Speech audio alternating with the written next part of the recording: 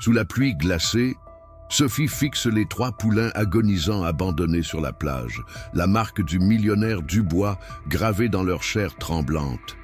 En ramassant le premier dans ses bras, elle déclare silencieusement la guerre à l'homme le plus puissant de Normandie, ignorant que ces créatures brisées transformeront sa vie entière.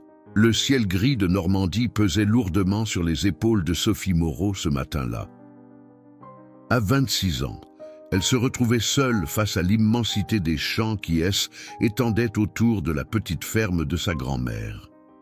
6 mois étaient écoulés depuis les funérailles de Mémé Lucette, et chaque jour apportait son lot de factures impayées et de problèmes techniques. Sophie observait la toiture endommagée de la grange, les clôtures affaissées et l'équipement vieillissant avec un mélange de détermination et de désespoir. « Comment vais-je y arriver ?» murmura-t-elle, tandis que le vent froid d'automne s'engouffrait dans son écharpe usée. La ferme des Moreau avait autrefois été prospère, nichée dans la campagne normande, à quelques kilomètres de Deauville. Mais les années difficiles étaient accumulées, et même avant la mort de sa grand-mère, l'exploitation luttait pour survivre face aux grandes entreprises agricoles de la région. Sophie avait abandonné ses études de vétérinaire à mi-parcours pour venir s'occuper de Mémé Lucette, malade. Maintenant, elle se retrouvait avec un héritage aussi précieux qu'encombrant. 15 hectares de terre, une maison au toit fuyant, quelques poules, 2 vaches laitières vieillissantes et une montagne de dettes. Son téléphone vibra dans la poche de son jean usé. C'était Mathieu, le comptable. « Sophie, je dois te parler des échéances de prêt. » La banque commence à s'impatienter. « Je sais, Mathieu, laisse-moi encore 1 mois. La récolte de pommes a été bonne et j'ai presque terminé les travaux pour convertir la petite grange en gîte rural. » Un silence pesant s'installa avant que Mathieu ne réponde. « D'accord, mais ils ne te donneront pas beaucoup plus de temps. As-tu envisagé de vendre une partie des terres ?» Sophie raccrocha sans répondre. « Vendre ? Jamais. » Cette terre était dans sa famille depuis 4 générations. Mémé Lucette lui avait fait promettre, sur son lit de mort, de préserver cet héritage. Elle rentra dans la cuisine rustique et alluma la radio tout en préparant son café. Les nouvelles économiques étaient guère réjouissantes. Puis, une annonce locale attira son attention. Le célèbre éleveur de chevaux Henri Dubois a encore fait sensation hier lors du concours hippique de Deauville. Son étalon, prince de Normandie, a remporté le Grand Prix, établissant un nouveau record régional. Sophie connaissait bien le nom de Dubois, tout le monde le connaissait dans la région. Propriétaire du Haras des Falaises, une immense exploitation équestre située à une dizaine de kilomètres, Henri Dubois était réputé pour ses méthodes impitoyables d'élevage et son obsession de la perfection. Les rumeurs sur son compte étaient nombreuses. Certains parlaient d'animaux maltraités, d'autres de pratiques douteuses pour obtenir les meilleures lignées. Mais personne n'osait s'opposer à cet homme dont la fortune et l'influence étendaient bien au-delà des frontières de la Normandie. Sophie termina son café et enfila ses bottes. Sa journée serait longue. Réparer la clôture du Pré-Nord, s'occuper des vaches, trier les dernières pommes pour la vente au marché de samedi, autant de tâches qu'elle affrontait seule, avec pour unique aide occasionnelle celle de Thomas, le fils de son voisin, un adolescent de 15 ans passionné par la vie à la ferme. Alors qu'elle traversait la cour boueuse, son chien Éclair, un border collie noir et blanc, accourut en aboyant frénétiquement.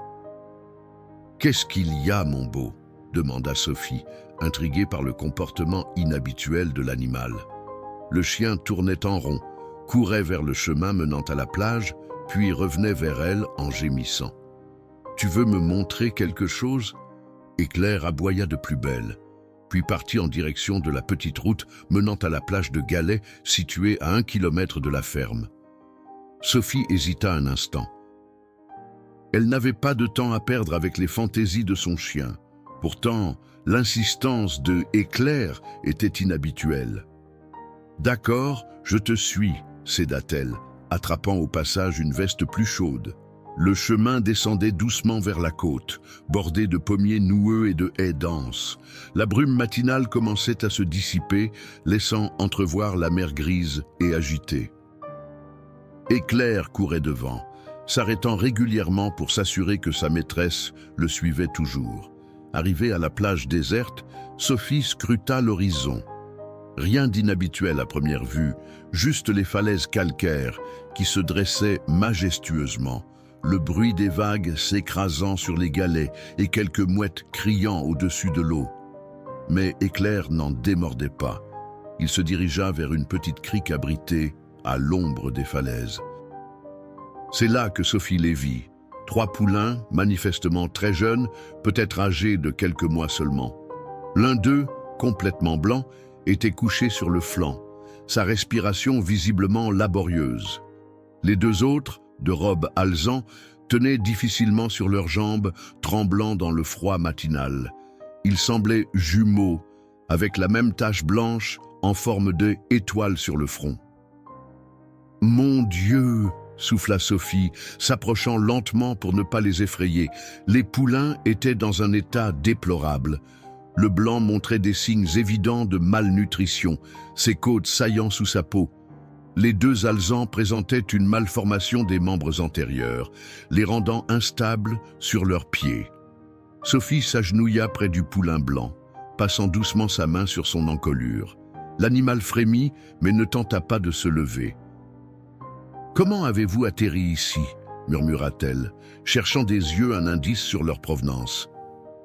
C'est alors qu'elle remarqua la marque discrète sur la cuisse du poulain blanc, un D stylisé, entrelacé avec un dessin de falaise. Le symbole du haras des falaises, la propriété d'Henri Dubois. « Ce salaud les a abandonnés », gronda Sophie, la colère montant en elle comme une vague. Elle savait ce qui s'était passé. Dubois était connu pour sa quête impitoyable de la perfection.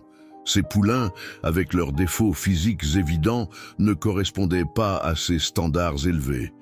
Plutôt que de les soigner ou de leur offrir une vie décente, il avait choisi de s'en débarrasser, les laissant mourir loin des regards indiscrets. Sophie vérifia rapidement les alentours. Personne à l'horizon. Elle prit son téléphone, hésita un instant, puis le rangea. À quoi bon appeler les autorités? Henri Dubois était intouchable dans la région, ami avec le maire, le préfet et probablement le procureur aussi. Porter plainte ne mènerait à rien. Elle caressa doucement la tête du poulain blanc. « Je ne peux pas vous laisser ici », décida-t-elle, bien que consciente de l'absurdité de sa situation. Comment allait-elle s'occuper de 3 poulains malades alors qu'elle peinait déjà à maintenir sa ferme à flot? Elle n'avait ni les moyens financiers, ni les installations nécessaires, ni même l'expertise requise pour soigner des animaux dans un tel état. Pourtant, en regardant ces créatures abandonnées, Sophie sut qu'elle n'avait pas le choix. Un souvenir lui revint, celui de sa grand-mère lui disant « On ne mesure pas la grandeur d'une personne à ses possessions, mais à sa capacité à aider plus faible que soi. Je reviens, promit-elle au poulain, se relevant rapidement. Éclair, reste avec eux. » Le chien s'assit docilement près des animaux, tandis que Sophie courait vers la ferme. Elle avait besoin d'aide, et vite. Son vieux tracteur et la remorque qu'elle utilisait pour transporter le foin feraient l'affaire pour déplacer les poulains. Mais ensuite, comment les soigner? Où les loger? Question après question tourbillonnait dans son esprit alors qu'elle se précipitait sur le chemin du retour. Une chose était certaine, ce jour marquait un tournant dans sa vie, bien qu'elle ne pût encore en mesurer toutes les conséquences. Le vieux tracteur Massey Ferguson grondait péniblement sur le chemin cabossé menant à la plage. Sophie avait travaillé frénétiquement pendant plus d'1 heure pour préparer un espace dans la grange. Elle avait vidé un box abandonné, l'avait nettoyé sommairement et recouvert de paille fraîche. Ce hait n'était pas grand-chose, mais c'est était tout ce qu'elle pouvait offrir dans l'urgence. Thomas, le jeune voisin, avait répondu présent à son appel désespéré. À 15 ans, il connaissait déjà bien les chevaux grâce à ses parents qui possédaient quelques percherons. Tu es sûr que c'est une bonne idée ?» demanda-t-il, assis à côté d'elle dans la cabine du tracteur. « Si ces poulains appartiennent vraiment à Dubois, ils ont été abandonnés, Thomas, abandonnés pour mourir, » trancha Sophie, les mains crispées sur le volant. « Je ne peux pas fermer les yeux. » Le garçon hocha la tête, impressionné par la détermination de la jeune femme. Arrivés à la plage, ils découvrirent que l'état du poulain blanc S était détérioré. Sa respiration était encore plus laborieuse qu'auparavant. Éclair montait fidèlement la garde, éloignant les mouettes un peu trop curieuses. « Celui-là d'abord », indiqua Sophie, pointant le poulain blanc. Avec d'infinies précautions, ils parvinrent à soulever l'animal et à le placer dans la remorque couverte. Les jumeaux alezans furent plus difficiles à convaincre, mais l'instinct grégaire finit par l'emporter sur leur peur et ils suivirent leurs compagnons d'infortune. Le trajet du retour fut éprouvant. Chaque chaos du chemin arrachait des gémissements aux poulains affaiblis, et Sophie sentait son cœur se serrer à chaque plainte. « Comment va-t-on les nourrir ?» s'inquiéta Thomas. « Ils sont si jeunes. »« J'ai encore un peu de lait en poudre pour poulain, » répondit Sophie. « J'en avais acheté quand Marguerite, la jument des Lefebvre, avait mis bas l'année dernière. Il doit en rester suffisamment pour quelques jours. Ensuite, on improvisera. » Une fois à la ferme, l'installation des poulains dans le box préparé à la hâte prit près d'1 heure. Le poulain blanc, que Sophie avait mentalement surnommé « fantôme », était si faible qu'il s'effondra immédiatement sur la paille. Les jumeaux alezans restaient collés l'un à l'autre, leurs jambes mal formées tremblant sous leur poids. « Je vais appeler le docteur Lambert », décida Sophie, sortant son téléphone. Philippe Lambert était le vétérinaire de la région. Un homme proche de la retraite qui avait connu sa grand-mère et qui, parfois, acceptait d'être payé en nature, œufs frais, légumes du jardin ou confiture maison quand les finances de Sophie étaient au plus bas. « Sophie, que puis-je pour toi ?»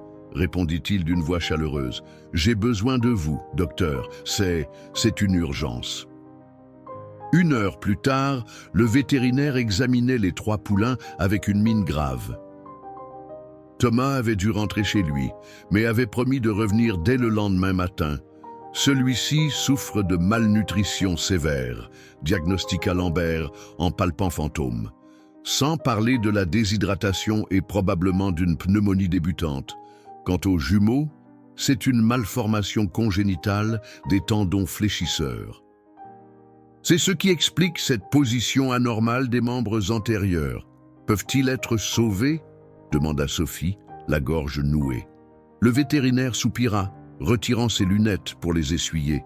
« Je ne te mentirai pas, Sophie. Leur état est critique, surtout le blanc, et les jumeaux auront besoin d'une intervention chirurgicale coûteuse pour avoir une chance de marcher normalement un jour. » Il marqua une pause. « Tu dis les avoir trouvés abandonnés sur la plage ? » ?»« Oui, ils portent la marque du haras des falaises. » Le docteur Lambert fronça les sourcils. « Dubois, ça ne m'étonne pas de lui. Cet homme considère les chevaux comme des marchandises, pas comme des êtres vivants. » Il secoua la tête. « Tu comprends dans quoi tu t'engages, n'est-ce pas ? Ces poulains vont demander des soins constants, des médicaments, peut-être des opérations. Sans parler de la réaction de Dubois s'il apprend que tu as récupéré des animaux qu'il a délibérément abandonnés. » Sophie sentit un frisson parcourir son échine, mais sa résolution ne faiblit pas. « Je ne peux pas les laisser mourir, » dit-elle simplement. Le vétérinaire la regarda longuement, puis sourit avec une tendresse presque paternelle. « Tu es bien la petite fille de Lucette, têtue comme une mule. » Il se tourna vers sa mallette. « Voilà ce que nous allons faire. » Le docteur Lambert laissa à Sophie plusieurs médicaments, des antibiotiques pour Fantôme, des anti-inflammatoires pour les jumeaux et du lait enrichi en nutriments. Il lui montra comment administrer les traitements et promit de revenir dans 2 jours. « Je vais te facturer uniquement les médicaments, au prix coûtant, » précisa-t-il en partant. « Mais Sophie, si tu as besoin d'argent pour les opérations éventuelles, je ne pourrai pas. » « Je comprends, docteur. Merci pour tout. » Une fois seul, Sophie s'assit sur un ballot de paille et observa les 3 poulains. Dans quel engrenage venait-elle de mettre les pieds? Les factures impayées s'empilaient déjà sur son bureau. La banque menaçait de saisir. Et voilà qu'elle ajoutait 3 bouches à nourrir. 3 bouches très coûteuses. Son téléphone sonna à nouveau. C était encore Mathieu, le comptable. « Sophie, je t'appelle à propos de l'assurance de la ferme. Le paiement n'a pas été effectué et je m'en occuperai demain, Mathieu, coupa-t-elle, épuisée. Tu dis ça depuis 2 semaines. Il menace de résilier le contrat. Tu réalises de ce que ça signifierait en cas d'incendie ou de tempête. J'ai dit que je m'en occuperais, s'emporta-t-elle avant de raccrocher. La nuit tombait doucement sur la Normandie, enveloppant la ferme dans un silence uniquement perturbé par le bruit de la pluie qui commençait à tomber sur le toit de la grange. Sophie prépara un biberon de lait enrichi pour Fantôme. Le poulain était trop faible pour se lever, alors elle s'assit près de lui, tenant sa tête sur ses genoux. Au début, l'animal refusa de boire, mais après plusieurs tentatives, il accepta finalement quelques gorgées. « Oh, c'est bien, mon beau, tu vas te battre, hein?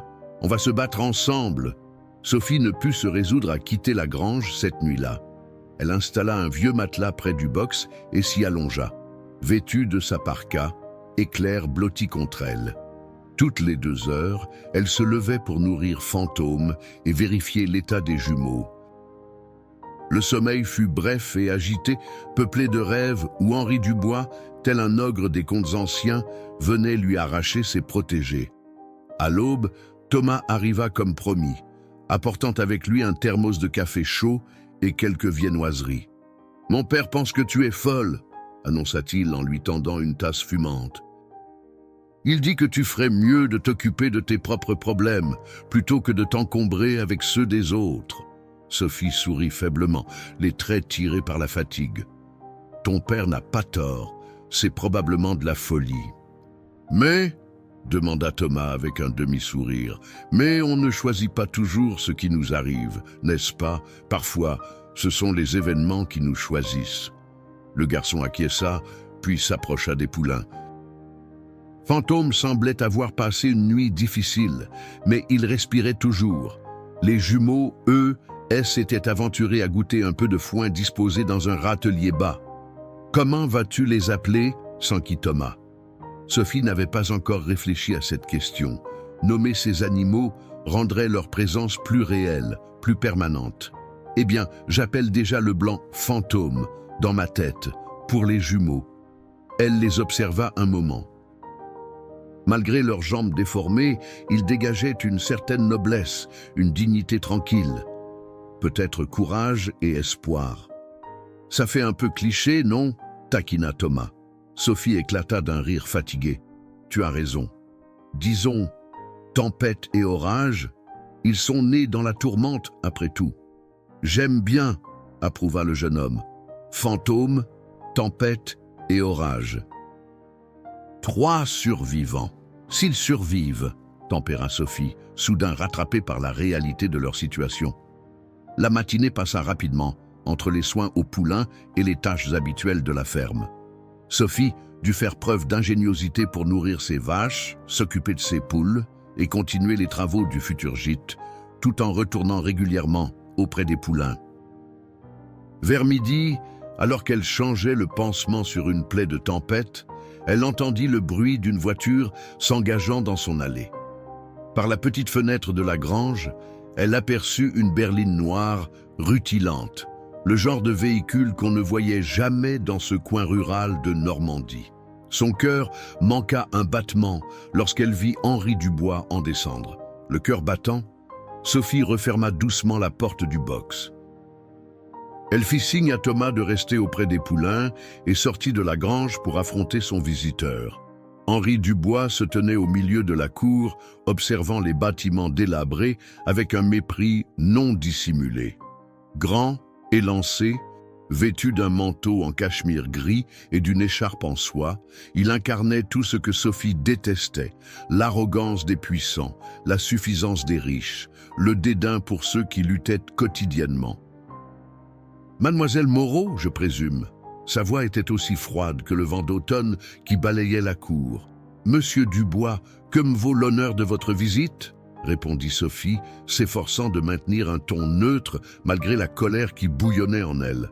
Je crois que vous détenez quelque chose qui m'appartient. Sophie croisa les bras, feignant l'incompréhension. Vraiment ? Et de quoi s'agit-il ? Les yeux bleus acier de Dubois se plissèrent dangereusement. Ne jouons pas à ce petit jeu, mademoiselle. 3 poulains ont disparu de mon haras hier. Des promeneurs vous ont vu les charger dans votre remorque ce matin. C'est du vol, pur et simple. Du vol ? Sophie sentit son sang-froid l'abandonner. Ces poulains étaient abandonnés sur une plage déserte, mourant de froid et de faim. Vous les avez laissés là pour qu'ils meurent ? Dubois écarta l'accusation d'un geste de la main, comme on chasse une mouche importune. Ce que je fais de mes animaux ne regarde que moi. Ces poulains sont défectueux, inutiles pour l'élevage, inutiles pour la compétition. Le blanc souffre d'une tare génétique qui affecte son système immunitaire. Les 2 autres ont cette malformation ridicule des jambes. Il sortit un carnet de chèques de sa poche. Je vous offre 1 000 € pour le dérangement. C'est plus que ce que valent ces 3 erreurs de la nature. Sophie resta bouche bée devant tant de cruauté exprimée avec une telle désinvolture. Ils ne sont pas à vendre, articula-t-elle finalement. 2 000 alors ? Soyez raisonnable. J'ai entendu parler de vos difficultés financières. Son regard balaya ostensiblement les bâtiments délabrés. Cette somme pourrait vous aider à réparer ce toit, par exemple. Ces poulains naines étaient plus les vôtres dès l'instant où vous les avez abandonnés. La loi est claire sur ce point. Dubois eut un rire sec, dépourvu de toute chaleur. La loi ? Parlons-en. De la loi ? Savez-vous combien coûte une procédure judiciaire, mademoiselle Moreau ? Combien d'années peuvent-elles écouler avant qu'un jugement ne soit rendu ? Avez-vous les moyens d'engager un avocat ? Il s'avança d'un pas, menaçant. Je pourrais vous écraser comme un insecte. Un mot de ma part au maire et vos demandes de permis pour votre petit gîte seront mystérieusement bloquées. Une conversation avec le directeur de la banque et vos délais de paiement disparaîtront. Sophie sentit la peur s'infiltrer en elle comme un poison. Cet homme avait le pouvoir de détruire tout ce pour quoi elle se battait. Pourtant, une force plus grande encore l'habitait, la certitude d'être dans son bon droit, la volonté farouche de ne pas plier devant l'injustice. « Je me fiche de vos menaces », déclara-t-elle, la voix plus ferme qu'elle ne l'aurait cru possible. « Ces poulains restent ici. Ils méritent une chance de vivre. » Dubois la fixa un long moment, comme s'il la voyait vraiment pour la première fois. « Vous faites une grave erreur, mademoiselle Moreau. Non, l'erreur serait de vous laisser décider qui mérite de vivre ou de mourir. » Le visage de l'homme s'assombrit dangereusement. « Très bien. Vous voulez la guerre ? Vous l'aurez. » Il tourna les talons et se dirigea vers sa voiture. Avant d'y monter, il lança par-dessus son épaule. « Au fait, je connais personnellement le vétérinaire Lambert. Un coup de fil et il refusera de soigner vos protégés. » Sophie resta plantée au milieu de la cour, tremblante mais droite, jusqu'à ce que la berline noire disparaisse au bout du chemin. Thomas sortit de la grange, le visage pâle. « J'ai tout entendu. Il est vraiment aussi terrible qu'on le dit. »« Non, » répondit Sophie en se tournant vers lui. « Il est pire. » Elle sentit les larmes lui monter aux yeux. Des larmes de rage, de peur, mais aussi d'une détermination renouvelée. « Qu'est-ce qu'on va faire ?» demanda Thomas. « S'il empêche le docteur Lambert de venir ?» Sophie prit une profonde inspiration. « On va se débrouiller. J'ai encore mes livres de vétérinaire de quand j'y étais étudiante. Internet regorge d'informations. Et puis, il y a d'autres vétérinaires en Normandie, même s'il faut aller plus loin. » Le reste de la journée se passa dans un étrange mélange d'angoisse et d'activité fébrile. Sophie contacta tous les vétérinaires équins dans un rayon de 50 km, mais partout, elle reçut la même réponse. « Désolé, mais nous sommes complets ou nous ne prenons pas de nouveaux clients pour le moment. » L'influence de Dubois S étendait visiblement bien au-delà de ce qu'elle avait imaginé. En fin d'après-midi, le docteur Lambert appela « Sophie, je suis vraiment navré », commença-t-il, la voix tendue. « J'ai reçu un appel de Henri Dubois. Il menace de faire une inspection sanitaire surprise dans ma clinique si je continue à te voir. Avec la retraite qui approche, je ne peux pas me permettre... » « Je comprends, docteur, » l'interrompit doucement Sophie. « Vous n'avez pas à vous justifier. Je peux quand même te donner quelques conseils par téléphone, » proposa-t-il, clairement mal à l'aise. « Et les médicaments? Je pourrais peut-être te les laisser dans une boîte aux lettres neutres, quelque part. Merci, mais je ne veux pas vous attirer d'ennui. » Après avoir raccroché, Sophie s'assit lourdement sur une chaise de la cuisine. L'ampleur du défi qui l'attendait la submergeait soudain. Comment allait-elle soigner ses poulains sans aide vétérinaire? Comment allait-elle leur offrir les soins coûteux dont ils avaient besoin alors qu'elle peinait déjà à payer ses propres factures? Et Claire vint poser sa tête sur ses genoux comme pour la réconforter. Sophie caressa distraitement ses oreilles. « On va trouver une solution, mon beau. On a toujours trouvé, pas vrai ?» Son regard se posa sur l'étagère où reposaient les vieux livres de Mémé Lucette. Parmi eux, des ouvrages sur l'élevage traditionnel, sur les remèdes naturels pour animaux de ferme, sur les techniques ancestrales de soins. Certaines de ces connaissances étaient peut-être obsolètes, mais d'autres pourraient s'avérer précieuses. Sophie se leva avec une énergie renouvelée. Elle prendrait soin de ses poulains, avec ou sans l'aide de vétérinaires professionnels. Elle apprendrait, s'adapterait, innoverait s'il le fallait. Henri Dubois, vous n'avez aucune idée de qui vous venez de défier, murmura-t-elle en attrapant le premier livre de la pile. Les jours qui suivirent prirent la forme d'une bataille acharnée pour la survie. Sophie dormait à peine, partageant son temps entre les soins aux poulains et ses recherches frénétiques dans les vieux livres de sa grand-mère, complétés par des informations glanées sur Internet. Elle avait installé un vieux matelas dans la grange, ne rentrant plus à la maison que pour se doucher rapidement et préparer des repas qu'elle oubliait souvent de manger. Elle, état de fantôme, fluctuait comme les marées de la Manche, toutes proches. Un jour, il acceptait de boire son lait enrichi et tentait même de se lever. Le lendemain, il gisait sur la paille, fiévreux et tremblant. Tempête et orage, eux, montraient des signes d'amélioration plus constants, malgré leurs jambes déformées qui les faisaient trébucher à chaque pas. Une semaine après leur arrivée à la ferme, alors que l'aube pointait à peine, Sophie sursauta au son de coups frappés à la porte de la grange. « Qui est là ?» demanda-t-elle, méfiante, serrant contre elle le tisonnier qu'elle gardait désormais à portée de main. « C'est Marie Caron !» répondit une voix féminine, la femme du pharmacien. Sophie entr'ouvrit la porte. Marie, une femme d'une cinquantaine d'années au visage avenant, se tenait là, un paquet dans les bras. « Bonjour Sophie, Thomas m'a parlé de tes protégés et de ce que ce salaud de Dubois essaie de faire. Vous ne aidez pas. » De son côté, s'étonna Sophie, connaissant l'influence de éleveur dans la région. Marie eut un petit rire amer. Edmephil travaillait comme palefrenière au haras des Falaises. Il l'a licenciée quand elle a osé signaler un cas de maltraitance. Elle tendit le paquet. J'ai pensé que ça pourrait t'aider.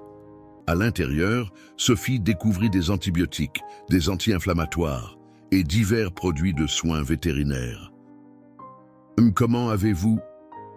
Mon mari est pharmacien, pas vétérinaire, précisa Marie avec un clin d'œil, mais certains médicaments sont étonnamment similaires et j'ai quelques contacts au laboratoire pharmaceutique vétérinaire de Caen.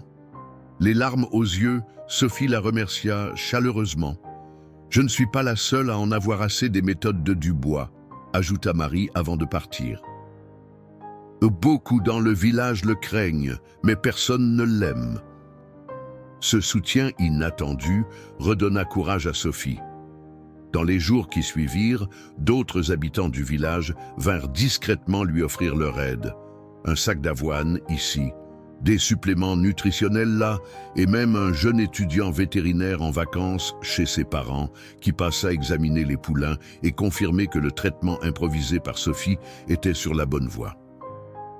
Mais pour chaque main tendue, il y avait aussi des portes qui se fermaient. La banque refusa catégoriquement de lui accorder un nouveau délai pour ses échéances. Le marchand de fourrage doubla subitement ses prix quand il s'agissait de livrer chez elle.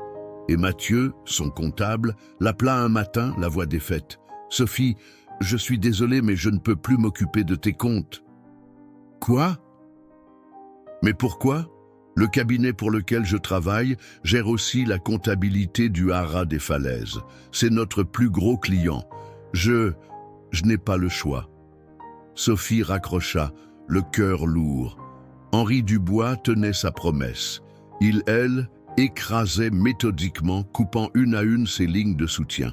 Cependant, c'est au marché hebdomadaire de Deauville que Sophie mesura vraiment l'ampleur de la guerre qu'il lui livrait. Alors qu'elle installait son étal de pommes et de confitures, elle remarqua les regards fuyants, les chuchotements sur son passage. Une cliente régulière s'approcha furtivement. « Sophie, je suis navrée, mais je ne peux pas t'acheter de pommes aujourd'hui. Mon mari travaille pour la mairie et... » « Je comprends, » l'interrompit doucement Sophie. À midi, elle n'avait vendu qu'un tiers de sa marchandise habituelle. Dubois avait fait passer le mot « faire affaire avec Sophie Moreau », c'était s'attirer des ennuis. De retour à la ferme, épuisée et démoralisée, elle trouva Thomas qui l'attendait, le visage grave. « Fantôme ne va pas bien », annonça-t-il sans préambule. « Il refuse de boire depuis ce matin. » Sophie se précipita dans la grange. Le poulain blanc était étendu sur le flanc, la respiration laborieuse, les yeux vitreux. La fièvre qui semblait avoir diminué ces derniers jours était revenue, plus forte que jamais. « Oh non !» murmura-t-elle, s'agenouillant près de lui. Elle prépara rapidement une injection d'antibiotiques avec les médicaments fournis par Marie. Mais elle savait au fond d'elle-même que ce ne serait pas suffisant. Fantôme avait besoin de soins professionnels, d'analyse de sang, peut-être même d'une perfusion intraveineuse. « Il va mourir, n'est-ce pas ?» demanda Thomas, la voix tremblante. Sophie ne répondit pas immédiatement, cherchant désespérément une solution. Si seulement elle pouvait le transporter dans une clinique vétérinaire. Mais où ? Dubois avait veillé à ce que toutes les portes lui soient fermées. « Je refuse de le laisser mourir », dit-elle finalement. Une idée folle germait dans son esprit. « Thomas, peux-tu rester avec lui pendant 2 heures ? » « J'ai une course urgente à faire. » Le jeune homme acquiesça, intrigué. Sophie sauta dans sa vieille Peugeot 205 et fonça vers Caen. Là-bas, à l'École nationale vétérinaire, elle avait étudié pendant 3 ans avant d'abandonner pour s'occuper de sa grand-mère. Si la chance était de son côté, son ancien professeur, le docteur Jean Mercier, y serait encore. Elle arriva à l'école alors que le soleil commençait à décliner. Les cours de la journée étaient terminés, mais quelques lumières brillaient encore aux fenêtres.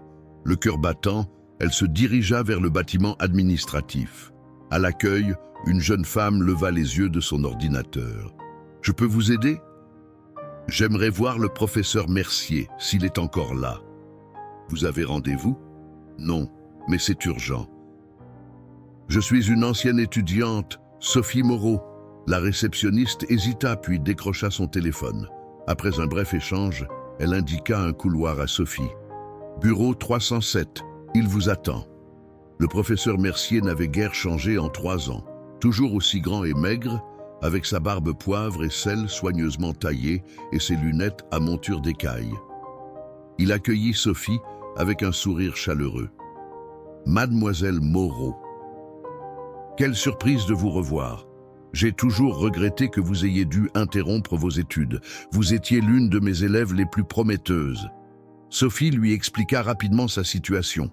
Les poulains abandonnés, l'hostilité de Dubois et l'état critique de Fantôme. Le visage du professeur s'assombrit au fil du récit. Henri Dubois, je connais bien ce nom. Ses méthodes des élevages ont toujours été controversées dans notre communauté. Mais de là à abandonner des poulains malades, il soupira. Malheureusement, je ne peux pas me déplacer jusqu'à votre ferme. J'ai une conférence internationale demain et je pars ce soir même. Sophie sentit son espoir s'évanouir. Mais, poursuivit-il, je peux vous proposer autre chose. Apportez-moi votre poulain ici. Nous avons un hôpital vétérinaire équipé pour les urgences. Officiellement, ce sera un cas d'étude pour mes étudiants avancés. Vous feriez ça, étonna Sophie, pour contrecarrer les manigances de Dubois? Avec plaisir.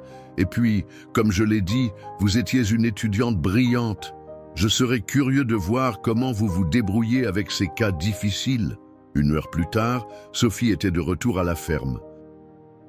Avec l'aide de Thomas, elle chargea prudemment Fantôme dans sa remorque, le couvrant de couverture pour le protéger du froid nocturne. « Tu es sûr que c'est prudent de le déplacer dans cet état ?» s'inquiéta Thomas. « C'est un risque à prendre ?»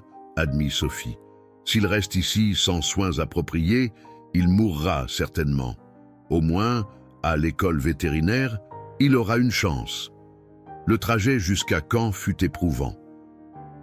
Sophie conduisait lentement, attentive à chaque virage, chaque bosse qui pouvait aggraver l'état de Fantôme. Elle s'arrêtait régulièrement pour vérifier que le poulain respirait toujours. Il était près de minuit quand elle arriva enfin à l'école vétérinaire. Le professeur Mercier l'attendait, accompagné de 2 étudiants en dernière année. « Dépêchons-nous », dit-il après un examen rapide de Fantôme. Son état est critique. Les heures qui suivirent ressemblèrent à un étrange retour dans le passé pour Sophie. Travaillant aux côtés du professeur et des étudiants, elle réalisa à quel point ses connaissances vétérinaires lui manquaient. Le diagnostic fut rapidement établi. Fantôme souffrait non seulement de malnutrition et d'une infection pulmonaire, mais aussi d'une anémie sévère qui affaiblissait tout son organisme. « C'est probablement congénital », expliqua le professeur Mercier, une déficience héréditaire dans la production de globules rouges. C'est sans doute pour cela que Dubois l'a abandonné. Ce type de condition n'est pas compatible avec les standards de performance qu'il recherche. Peut-on le sauver? Demanda Sophie, la gorge nouée. Nous allons faire tout notre possible. Une transfusion sanguine, des antibiotiques plus puissants et beaucoup de soins attentifs. Au petit matin, Fantôme était stabilisé, bien que son état restât précaire. Le professeur conduisit Sophie, épuisée, dans une petite salle de repos. « Dormez un peu, nous veillerons sur lui. »« Merci, professeur, je ne sais pas comment vous remercier. »« En réussissant, répondit-il simplement, prouvez à Dubois qu'il avait tort. Montrez-lui qu'un animal ne se résume pas à sa valeur marchande ou à ses performances potentielles. » Alors que Sophie s'allongeait sur un canapé inconfortable, l'esprit embrumé par la fatigue, une pensée étrange la traversa. Et si cette épreuve était aussi une opportunité? Et si sauver ses poulains pouvait devenir plus qu'un acte de compassion, mais aussi une façon de défier le système même que Dubois représentait? Elle s'endormit sur cette idée, un plan commençant à se former dans les brumes de son esprit épuisé. Les 3 semaines qui suivirent transformèrent la ferme des Moreau. Sophie avait ramené Fantôme de l'école vétérinaire après 5 jours de soins intensifs. Le poulain blanc, bien que toujours affaibli, avait retrouvé une étincelle de vie dans son regard. Suivant les directives précises du professeur Mercier, elle lui administrait quotidiennement des suppléments de fer et des fortifiants pour combattre son anémie congénitale. Mais c'est pour tempête et orage que Sophie avait conçu le plan le plus ambitieux. Dans un coin de la grange, elle avait aménagé un espace de rééducation inspiré des techniques qu'elle avait étudiées pour les athlètes humains souffrant de blessures aux tendons. « Tu crois vraiment que ça va fonctionner ?» demanda Thomas en l'aidant à installer un système de sangles et de poulies récupérées dans le grenier. « Je n'en sais rien, admit Sophie, mais on doit essayer. Sans chirurgie, ces poulains ne marcheront jamais normalement. Alors, inventons notre propre solution. Le principe était simple. Les sangles, doucement ajustées autour des membres mal formés des jumeaux, exerçaient une légère traction, guidant progressivement les pattes vers une position plus naturelle. Sophie avait également fabriqué des attelles rudimentaires avec des matériaux récupérés dans la ferme. Des morceaux de bois, de la mousse et des bandes de tissu solides. « C'est une sorte de kiné pour chevaux », expliqua-t-elle à Thomas. Quelques heures par jour, puis des exercices pour renforcer leurs muscles. Chaque matin et chaque soir, Sophie faisait marcher les jumeaux avec leur équipement artisanal, d'abord quelques pas, puis quelques mètres. Les progrès étaient infimes, presque imperceptibles au quotidien, mais semaine après semaine, elle notait consciencieusement chaque évolution dans un carnet. Un soir, alors qu'elle travaillait avec orage, la porte de la grange s'ouvrit sur une silhouette qu'elle ne reconnut pas immédiatement. « Bonsoir, Sophie. »« Élise !» Sophie dévisagea la femme en blouse blanche qui se tenait dans l'encadrement. « Élise Dupont !» En chair et en os, sourit la nouvelle venue. « Le professeur Mercier m'a parlé de ton projet.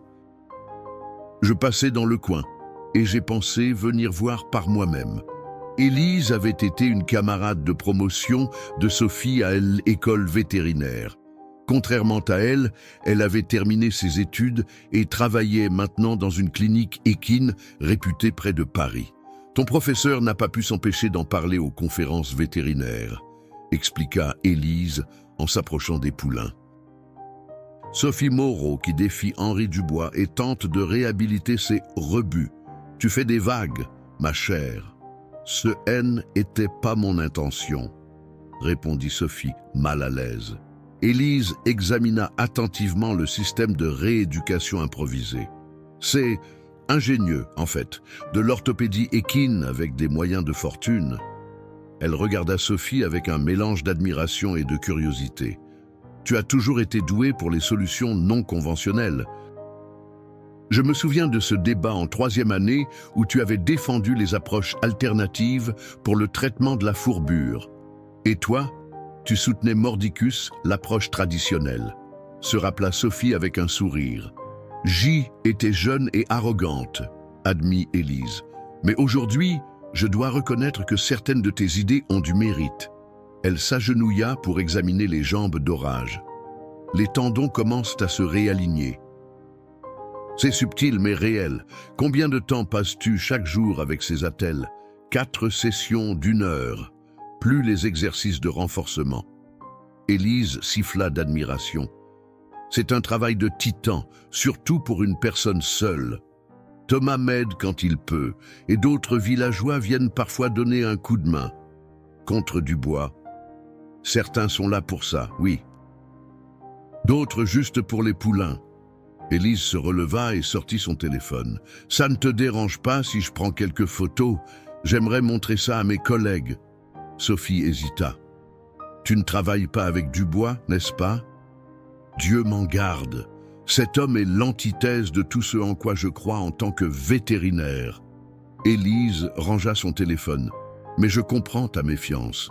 À Paris, nous entendons parler de lui. » Des rumeurs de dopage, de mauvais traitements, mais personne n'a jamais pu le prendre sur le fait. Il est trop puissant, trop protégé. Elle regarda longuement les 3 poulains. « Tu sais ce que tu devrais faire? Les inscrire à des concours. » « Des concours ?» Sophie éclata de rire. « Élise, regarde-les, ils sont à peine remis. Fantôme est anémique, les jumeaux peuvent à peine marcher normalement. Pas maintenant. Évidemment. Mais dans 1 an, peut-être 2, ce serait la meilleure revanche contre Dubois, prendre ses rebuts et en faire des champions. Cette idée, lancée presque comme une plaisanterie, germa dans l'esprit de Sophie.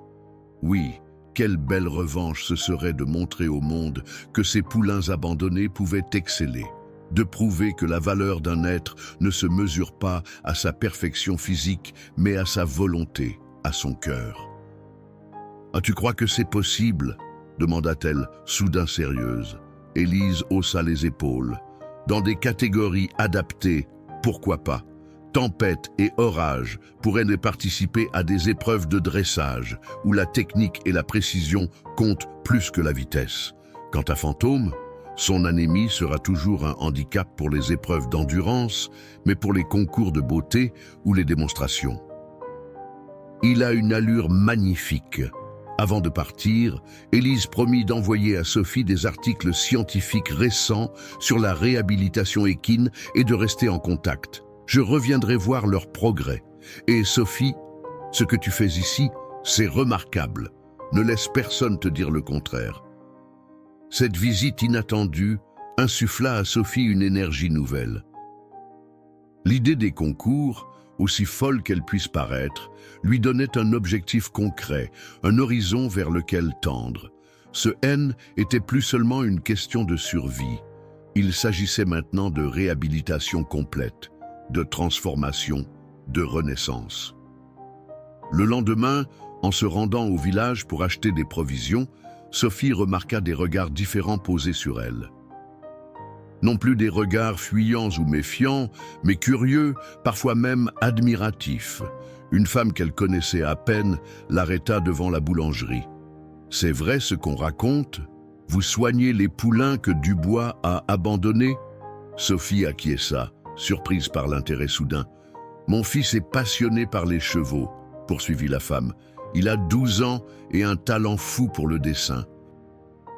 Il a fait des croquis de vos poulains en imaginant comment ils pourraient être une fois guéris. Est-ce qu'il pourrait venir les voir un jour ?» D'autres villageois se joignirent à la conversation, exprimant leur soutien, offrant leur aide. Certains proposaient de vieux équipements équestres, d'autres des conseils basés sur leur propre expérience avec les chevaux.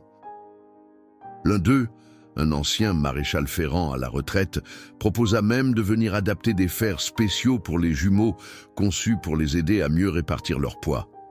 Sophie rentra à la ferme le cœur léger, mais cette euphorie fut de courte durée. Une lettre recommandée l'attendait.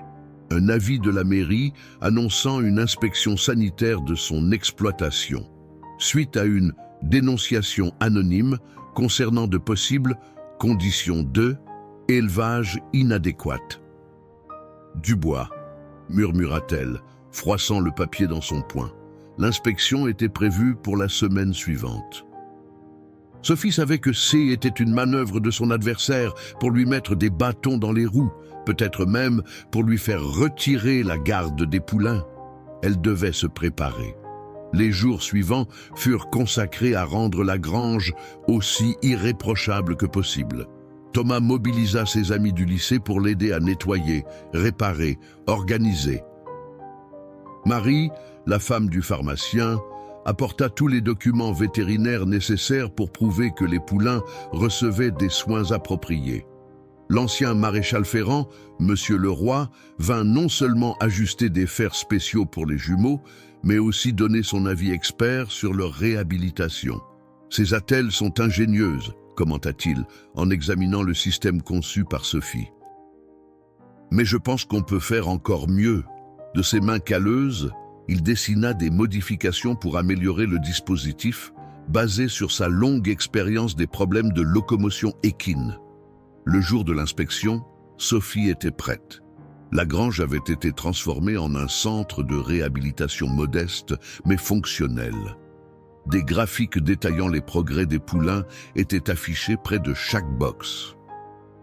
Un classeur épais contenait toutes les notes vétérinaires, les plans de traitement et même des articles scientifiques sur les techniques employées.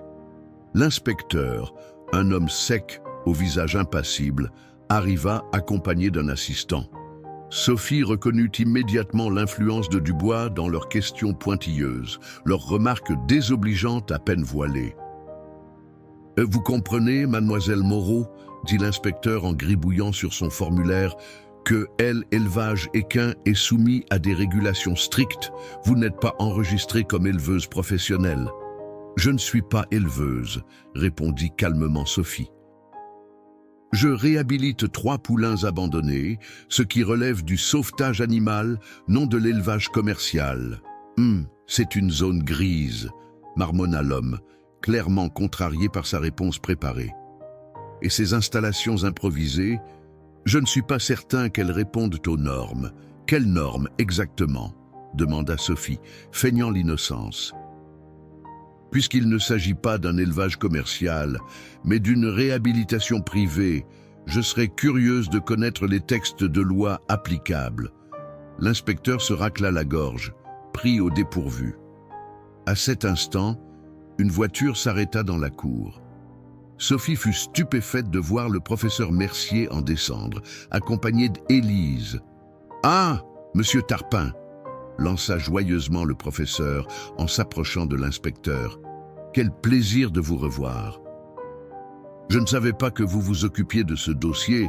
Parfait, parfait !» L'inspecteur sembla se ratatiner sur place. « Professeur Mercier, que faites-vous ici ?»« Je supervise un projet de recherche, bien sûr. » Le professeur se tourna vers Sophie avec un clin d'œil discret.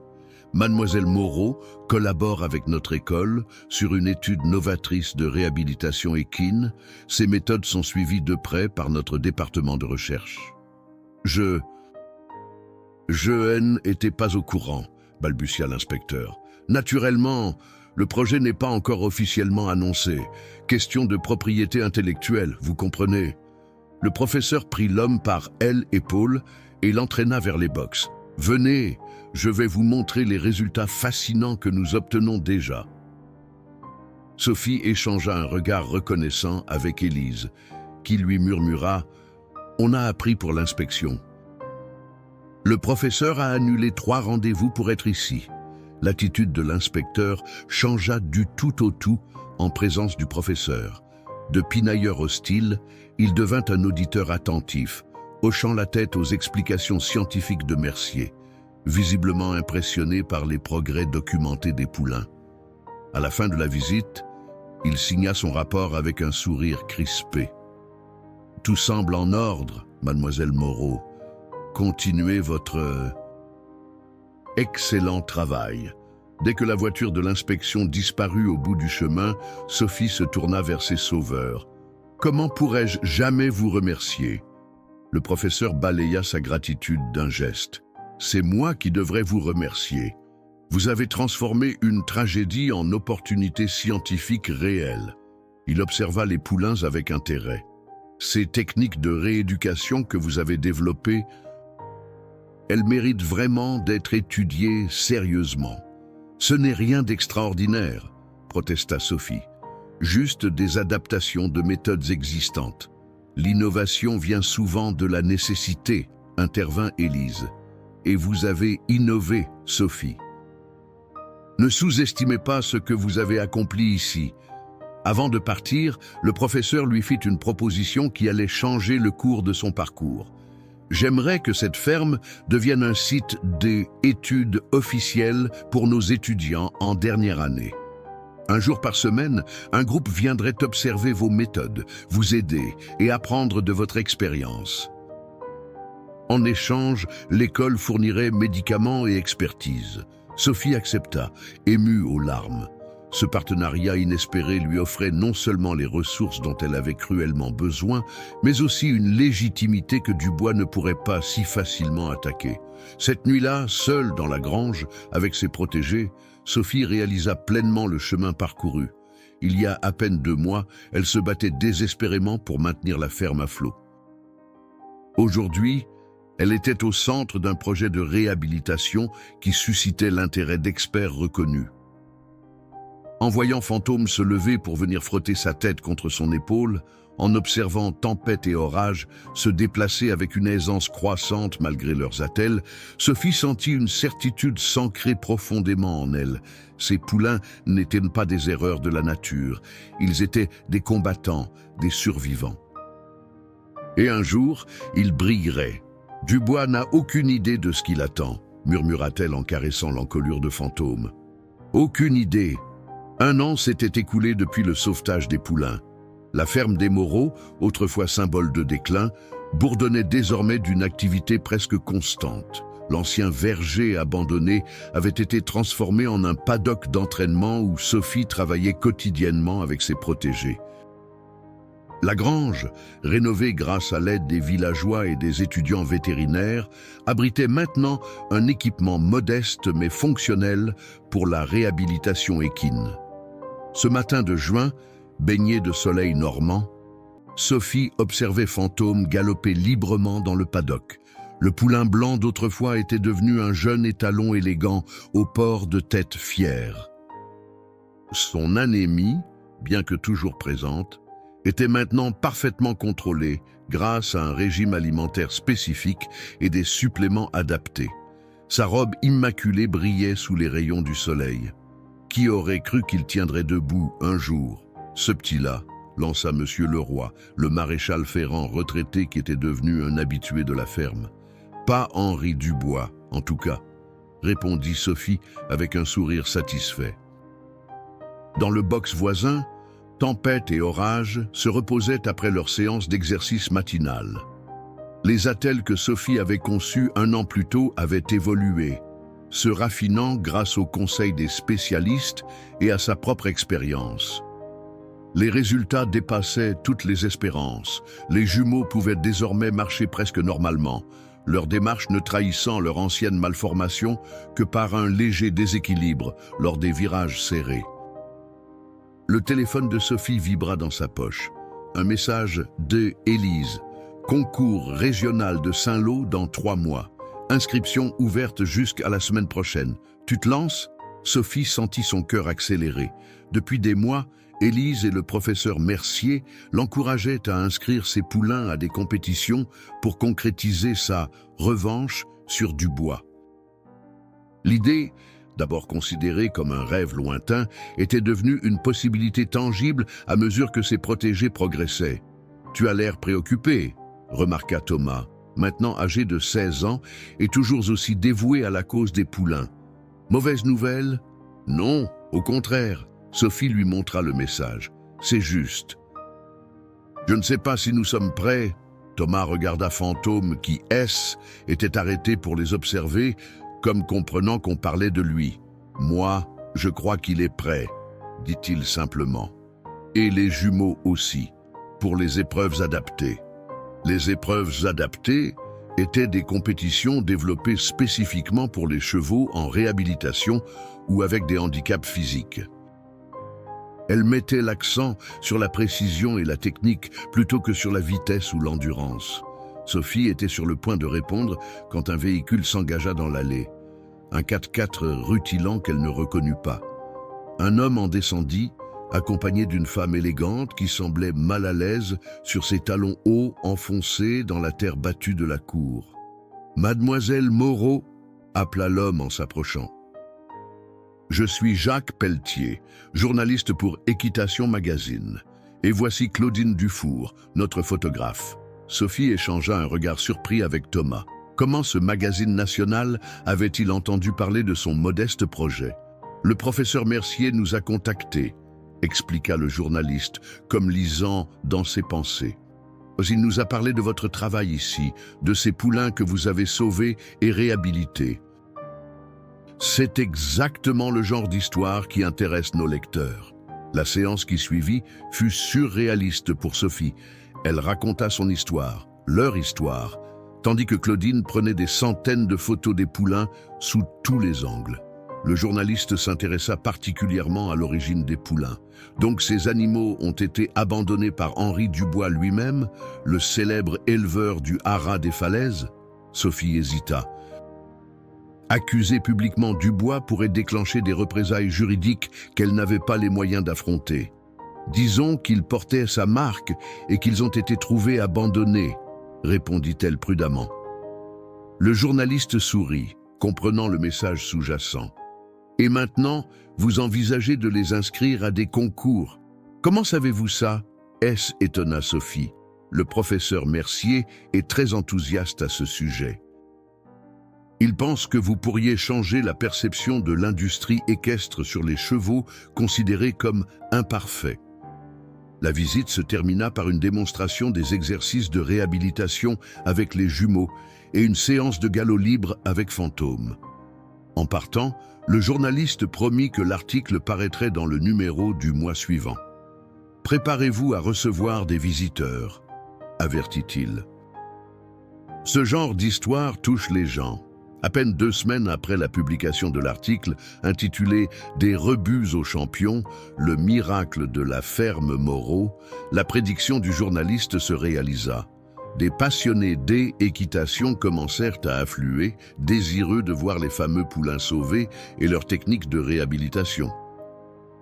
Un éleveur de Bretagne vint même avec son propre poulain, souffrant d'une malformation similaire à celle des jumeaux, implorant Sophie de l'aider. Mais cette notoriété soudaine attira aussi l'attention indésirable de Henri Dubois. Un matin pluvieux, sa berline noire s'arrêta devant la ferme. Cette fois, il n'était pas seul. Un homme en costume, visiblement un avocat, l'accompagnait. « Vous avez franchi la ligne, mademoiselle Moreau », attaqua Dubois sans préambule. « Diffamation, atteinte à la réputation, utilisation non autorisée de ma marque d'élevage, les charges contre vous s'accumulent. » Sophie, qui nourrissait Fantôme quand ils étaient arrivés, essuya ses mains sur son jean et affronta son regard glacial. « Je n'ai jamais mentionné votre nom dans cet article, monsieur Dubois. Ne jouez pas à l'innocente. Tout le monde dans le milieu équestre sait de qui il s'agit. » Il désigna Fantôme d'un geste méprisant. « Cet animal porte ma marque, une marque que vous n'avez jamais eu l'autorisation d'utiliser. » « Une marque que vous avez abandonnée avec lui sur cette plage, » répliqua Sophie, la colère montant en elle, comme un déchet dont on se débarrasse. L'avocat S. éclaircit la gorge. « Nous sommes prêts à négocier un arrangement à l'amiable. Monsieur Dubois renonce à porter plainte si vous vous engagez à ne jamais présenter ces animaux en concours sous leur identité actuelle, à ne plus évoquer publiquement leurs origines et bien sûr à verser une compensation pour l'utilisation abusive de sa marque. » Sophie éclata d'un rire incrédule. « Une compensation pour avoir sauvé des animaux que vous aviez condamnés à mort ? C'est une plaisanterie. Réfléchissez bien. » intervint Dubois, la voix dangereusement calme. « Avez-vous les moyens de vous battre contre moi devant les tribunaux, de payer les frais d'avocat, les expertises, pendant des mois, peut-être des années ?» Le doute s'insinua en Sophie. Sa situation financière, bien qu'améliorée, restait précaire. Un procès pourrait la ruiner. « Je vous laisse une semaine pour réfléchir, » conclut Dubois en tournant les talons. « Après, nous déposerons plainte. » Dès leur départ, Sophie appela le professeur Mercier, puis Élise. Les deux lui conseillèrent de ne pas céder au chantage. « C'est précisément parce qu'il a peur que vous les présentiez en concours qu'il tente de vous intimider, » affirma le professeur. « Bon, il craint que vous ne prouviez publiquement qu'il a eu tort de les abandonner. Mais je n'ai pas les moyens de me battre juridiquement contre lui, » s'inquiéta Sophie. « Peut-être pas seule, » concéda Élise. « Mais vous n'en êtes plus seule, Sophie. L'article a touché beaucoup de gens. Utilisez cette nouvelle visibilité. » Cette nuit-là, après avoir longtemps réfléchi, Sophie prit une décision. Elle allait non seulement inscrire ses poulains au concours de Saint-Lô, mais elle allait aussi rendre publique la menace de Dubois. Si ce dernier voulait la guerre, il l'aurait, mais sur le terrain qu'elle avait choisi, celui de l'opinion publique. Le message de Sophie sur les réseaux sociaux était simple et direct. Accompagné de photos des poulains, il expliquait leur histoire, les menaces de Dubois et son intention de les présenter malgré tout au concours de Saint-Lô. Elle terminait par ces mots : « Ces animaux méritent de montrer leur valeur au monde. » Leur parcours prouve que la perfection n'est pas dans l'apparence, mais dans la volonté de se battre et de surmonter les obstacles. La réaction dépassa toutes ses attentes. En moins de 48 heures, la publication avait été partagée des milliers de fois. Les commentaires affluaient, majoritairement en soutien à sa démarche. Des associations de protection animale la contactèrent, offrant leur aide juridique. Un cabinet d'avocats spécialisé en droit animalier lui proposa même de la représenter gratuitement en cas de procès. « C'est incroyable !» murmura Sophie en parcourant les messages sur son vieux smartphone. Elle était assise dans la grange, adossée à la porte du box de Fantôme, qui somnolait paisiblement. Mais la réaction la plus inattendue vint 3 jours plus tard, sous la forme d'un email du comité organisateur du concours de Saint-Lô. « Mademoiselle Moreau, » disait le message, « suite à l'intérêt considérable suscité par votre projet, nous avons décidé de créer une catégorie spéciale lors de notre événement, réhabilitation et renaissance. Cette épreuve mettra en valeur les chevaux ayant surmonté des handicaps physiques ou des traumatismes.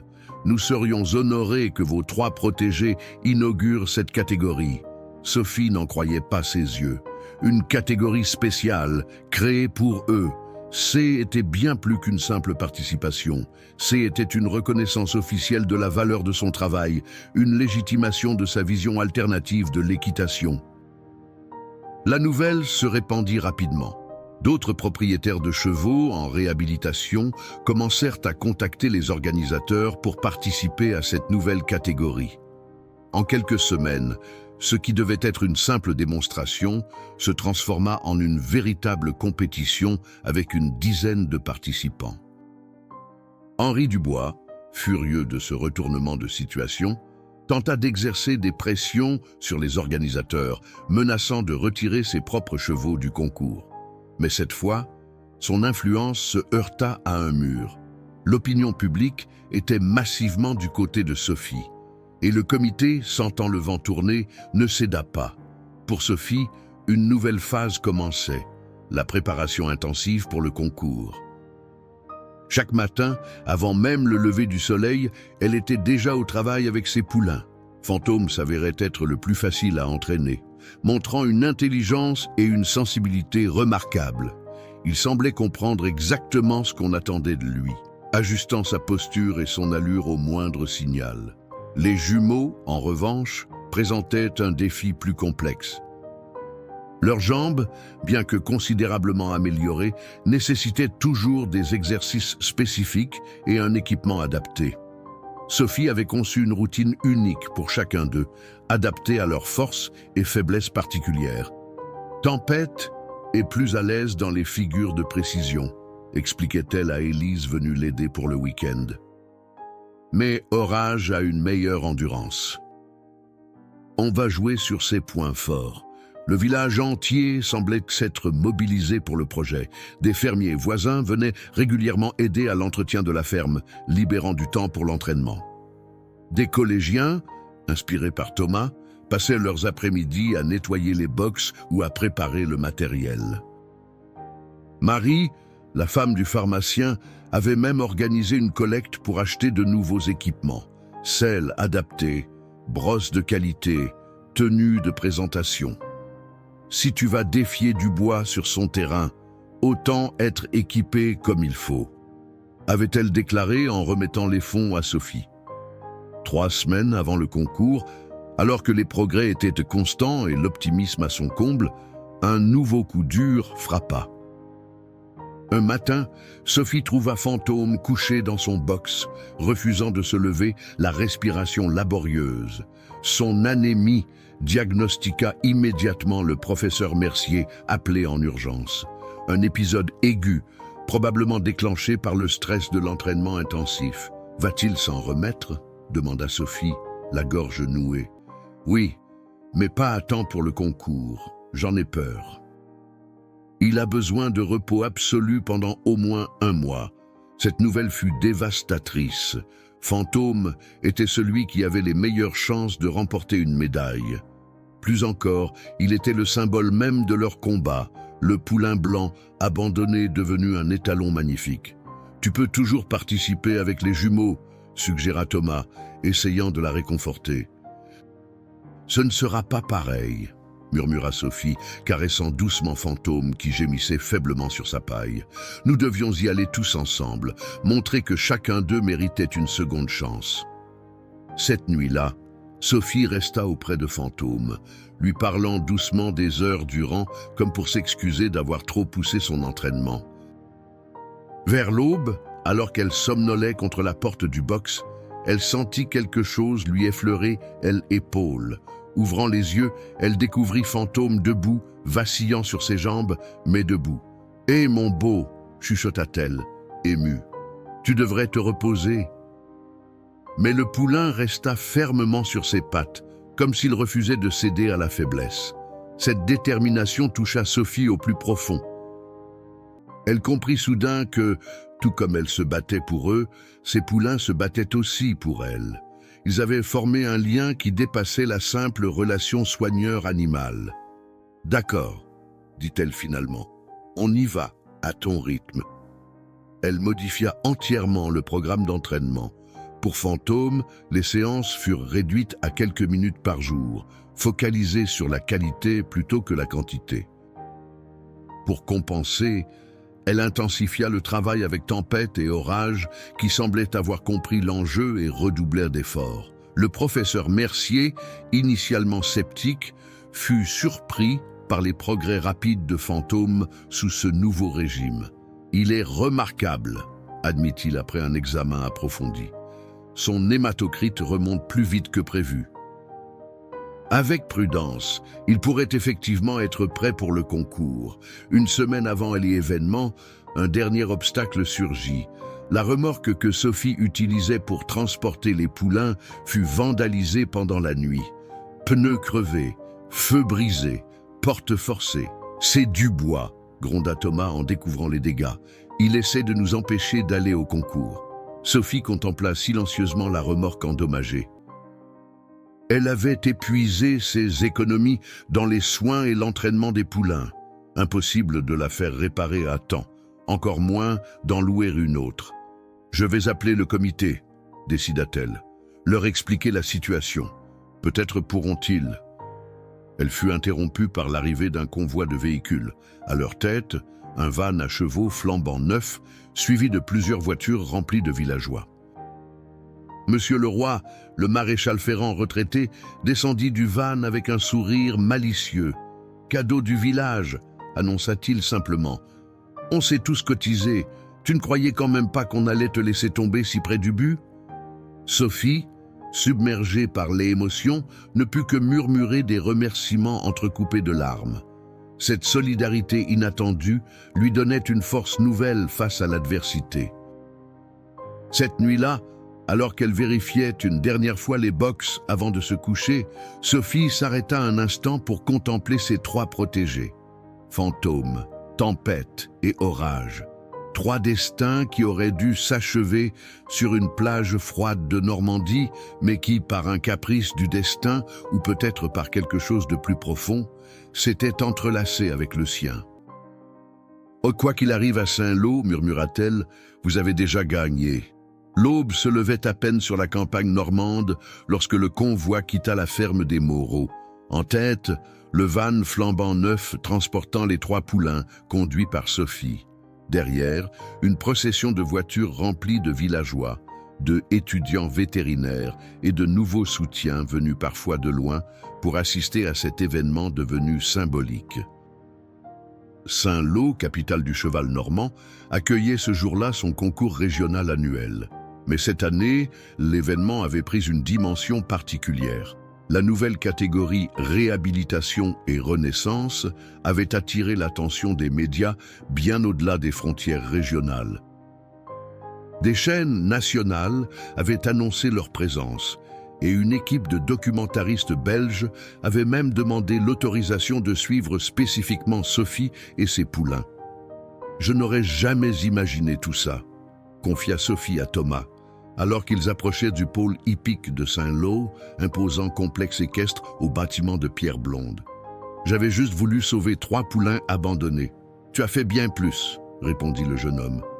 « Tu as remis en question tout un système. » En arrivant sur le site, Sophie fut immédiatement frappée par l'ampleur de l'événement. Des centaines de chevaux, des dizaines de vannes et camions, des stands commerciaux, une foule dense malgré l'heure matinale. Et partout, des regards qui se tournèrent vers elle, des murmures sur son passage. C'est elle, les poulains de Dubois, celle qui a tenu tête. Suivant les indications, Sophie dirigea le van vers la zone réservée aux participants de sa catégorie. Elle fut surprise d'y trouver une dizaine d'autres vannes, certains venus de Bretagne, d'autres de Picardie ou même de plus loin. Des propriétaires de équidés en réhabilitation, inspirés par son histoire, avaient fait le déplacement pour participer à cette première édition. Mademoiselle Moreau, une jeune femme en tenue d'organisatrice, s'approcha vivement. « Je suis Lucie Bertrand, coordinatrice de votre catégorie. Nous sommes si heureux que vous ayez pu venir malgré les difficultés. » Son regard glissa brièvement vers l'autre bout du site où les camions luxueux du Haras des Falaises étaient stationnés, formant un quartier à part, protégé par des agents de sécurité privés. « Dubois est là ?» demanda Sophie, sentant son estomac se nouer. Avec son armada habituelle, 15 chevaux, 8 palefreniers, 3 entraîneurs personnels et son service de presse. Lucie secoua la tête. Il a tenté de faire pression jusqu'au dernier moment pour annuler votre catégorie, mais le comité a tenu bon. Aidée par Thomas et plusieurs volontaires, Sophie déchargea ses poulains avec d'infinies précautions. Fantôme, visiblement stressé par le bruit et l'agitation, fut le plus difficile à faire descendre. Il tremblait légèrement, ses yeux roulant nerveusement. « Doucement, mon beau !»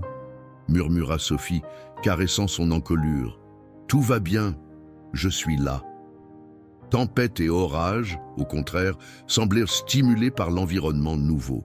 Leurs jambes, soutenues par les attelles légères spécialement conçues pour le concours, touchèrent le sol avec assurance. « Vos box sont par ici, » indiqua Lucie, les guidant vers un bâtiment un peu à l'écart. « Nous avons pensé que vos chevaux préféreraient un environnement plus calme. » L'installation prit presque 2 heures. Sophie voulait que tout soit parfait. La paille fraîche, l'eau, la nourriture, les médicaments à portée de main. Elle vérifia et revérifia le matériel, ajusta les attelles des jumeaux, examina méticuleusement Fantôme pour s'assurer que son voyage ne l'avait pas trop fatigué. « Sophie, » intervint doucement Élise qui venait d'arriver, « tu dois aussi te préparer. Ta présentation est dans 3 heures. La compétition Réhabilitation et Renaissance se déroulait en 3 phases. D'abord une présentation individuelle où chaque participant expliquait l'histoire et le parcours de réhabilitation de son cheval. Puis une démonstration technique où l'animal devait exécuter une série d'exercices adaptés à sa condition. Enfin, pour les finalistes, une épreuve libre où la créativité et le lien entre le cheval et son soigneur étaient évalués. Sophie se dirigea vers les vestiaires, en portant la tenue que Marie lui avait offerte pour l'occasion. Une veste des équitation bleu marine sur une chemise blanche, un pantalon des équitation beige et des bottes noires cirées, simples mais élégantes. En se regardant dans le miroir, elle peina à reconnaître la jeune femme fatiguée, aux vêtements usés, qu'elle était encore quelques mois plus tôt. Sophie Moreau, elle se retourna. Une femme d'une 50aine d'années, élégante et distinguée, se tenait dans l'encadrement de la porte. « Je suis Isabelle Fournier, présidente du jury pour votre catégorie. » Sophie serra la main tendue, impressionnée malgré elle. Isabelle Fournier était une figure respectée dans le monde équestre, ancienne championne olympique devenue défenseuse du bien-être animal. « Je voulais simplement vous dire, » poursuivit-elle à voix basse, « que quel que soit le résultat aujourd'hui, ce que vous avez accompli est remarquable. Vous avez déjà changé des choses dans notre milieu. » Ces mots réchauffèrent le cœur de Sophie, apaisant légèrement son anxiété croissante. De retour au box, elle fut accueillie par une vision qui la figea sur place. Henri Dubois se tenait là, devant le box de Fantôme, scrutant l'animal avec un mélange de surprise et de mépris. Son costume impeccable et son attitude hautaine contrastaient violemment avec l'atmosphère chaleureuse qui régnait habituellement autour des box de Sophie. « Pas mal !» lâcha-t-il sans se retourner, sentant sa présence. Je ne pensais pas que ce détritus survivrait, encore moins qu'il retrouverait cette allure. Il n'est pas un détritus, répliqua Sophie, la voix tremblante de colère contenue. « Il n'a jamais été un détritus. » Dubois se tourna enfin vers elle, un sourire froid aux lèvres. « L'émotion du public est une chose, mademoiselle Moreau. L'élevage professionnel en est une autre. Ces animaux restent des erreurs génétiques, des imperfections. Faire croire le contraire est non seulement naïf, mais dangereux pour l'avenir de l'élevage français. Dangereux !» Sophie laissa échapper un rire incrédule. « Dangereux de montrer que ces animaux ont une valeur au-delà de vos critères arbitraires. Dangereux de rappeler qu'un être vivant mérite respect et dignité, quelle que soit sa conformation physique. » D'autres participants et spectateurs étaient approchés, formant un cercle autour d'eux. Les smartphones étaient sortis, filmant discrètement la confrontation. « Cette mascarade de concours ne change rien », siffla Dubois, visiblement irrité par l'attention. « Demain, les éleveurs sérieux continueront de sélectionner l'excellence et d'écarter les spécimens défectueux. C'est ainsi que fonctionne l'évolution, ma chère. » L'évolution. Sophie sentit une vague de clarté la submerger. L'évolution, monsieur Dubois, c'est justement la diversité, l'adaptation, la résilience face à l'adversité, pas l'uniformité artificielle que vous essayez d'imposer. Des applaudissements discrets éclatèrent autour d'eux. Dubois, réalisant soudain qu'il avait un public hostile, recula d'un pas. « Profitez de votre moment de gloire, mademoiselle Moreau. Il sera de courte durée. » Il tourna les talons et éloigna, fendant la foule qui écartait sur son passage. « Ne le laisse pas t'atteindre, » conseilla Thomas, en posant une main sur son épaule. « C'est exactement ce qu'il veut. » Sophie acquiesça, mais les paroles de Dubois résonnaient encore en elle alors qu'elle commençait à préparer Fantôme pour la présentation. Et si, malgré tous leurs progrès, ces poulains naines n'étaient pas à la hauteur? Si l'opinion publique était avec elle aujourd'hui, mais se désintéressait demain, laissant Dubois et ses semblables reprendre leurs pratiques cruelles. La première phase du concours commença à midi précis. Sophie, installée dans une petite salle d'attente avec les autres participants, écoutait leurs histoires, toutes différentes, mais liées par un même fil, celui de la seconde chance. Il y avait là une jument rescapée d'un incendie, gravement brûlée, un étalon réformé des courses après une fracture, un poney maltraité pendant des années dans un cirque itinérant. Numéro 7, Sophie Moreau avec Fantôme, appela finalement un commissaire. Sophie entra dans le manège, menant Fantôme qui, étonnamment, semblait avoir surmonté son stress initial. Sous les projecteurs, sa robe blanche brillait comme de la neige fraîche. Un murmure d'admiration parcourut le public. Face au jury et aux caméras, Sophie raconta leur histoire. Sa voix, d'abord hésitante, se raffermit à mesure qu'elle décrivait leur parcours. La découverte sur la plage, les nuits de veille, les innovations médicales, les obstacles surmontés ensemble. Elle ne mentionna jamais directement Dubois, respectant ainsi les limites légales, mais chacun dans l'assistance comprenait les non-dits. « Fantôme n'est pas parfait selon les standards classiques, » conclut-elle. « Son anémie congénitale le suivra toute sa vie. Mais sa volonté de vivre, sa gentillesse, son intelligence, tout cela vaut infiniment plus qu'une conformité à un idéal artificiel. » Lorsqu'elle termina, un silence respectueux régna quelques secondes, avant qu'un tonnerre d'applaudissements n'éclate. Fantôme, comme sentant que ces acclamations étaient pour lui, redressa fièrement la tête.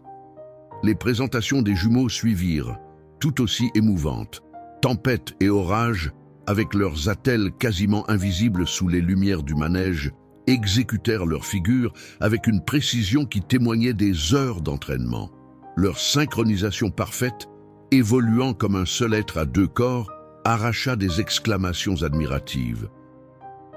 À la fin de cette première phase, l'organisatrice vint annoncer à Sophie que ces 3 poulains étaient qualifiés pour la phase technique.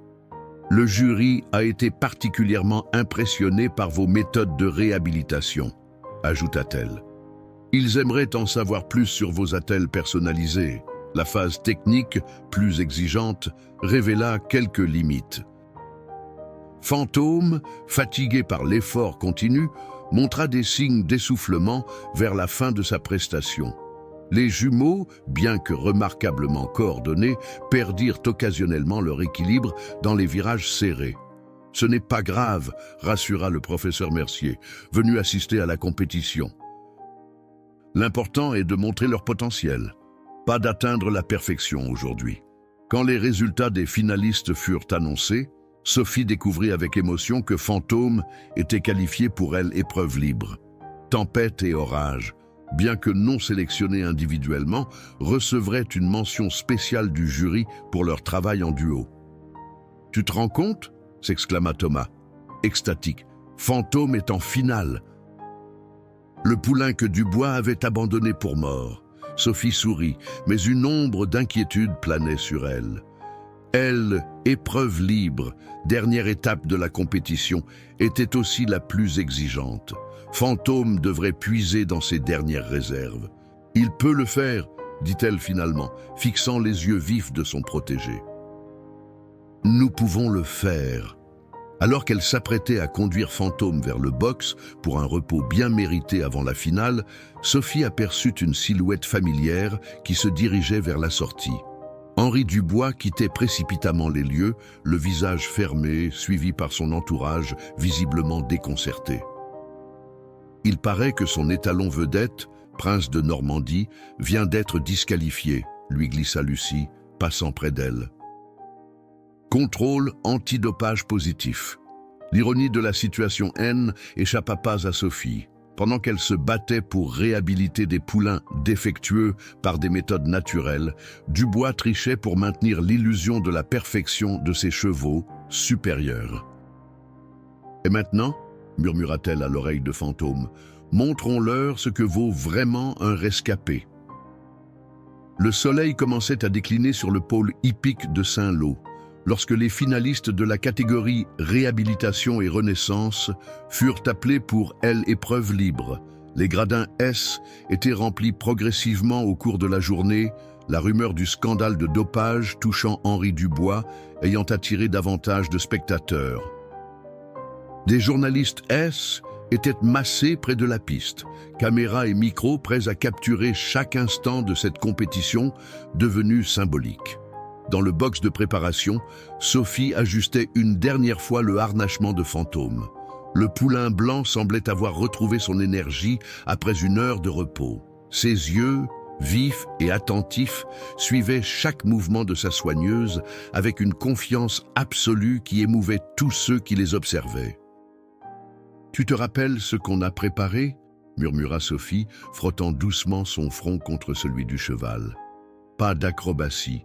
Juste toi et moi, comme à la maison. » Pour elle, épreuve libre, Sophie avait choisi de présenter quelque chose de différent. Pas de figure technique complexe que Fantôme, avec son anémie, aurait du mal à soutenir. Pas de démonstration ostentatoire qui risquerait de le fatiguer excessivement. Elle avait plutôt conçu une présentation qui mettrait en valeur ce qui était au cœur de leur histoire.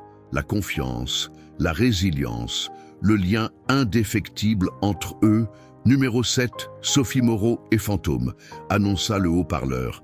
Thomas lui serra brièvement la main. « Montre-leur », dit-il simplement. Sophie entra dans le manège, menant Fantôme uniquement avec une longe légère.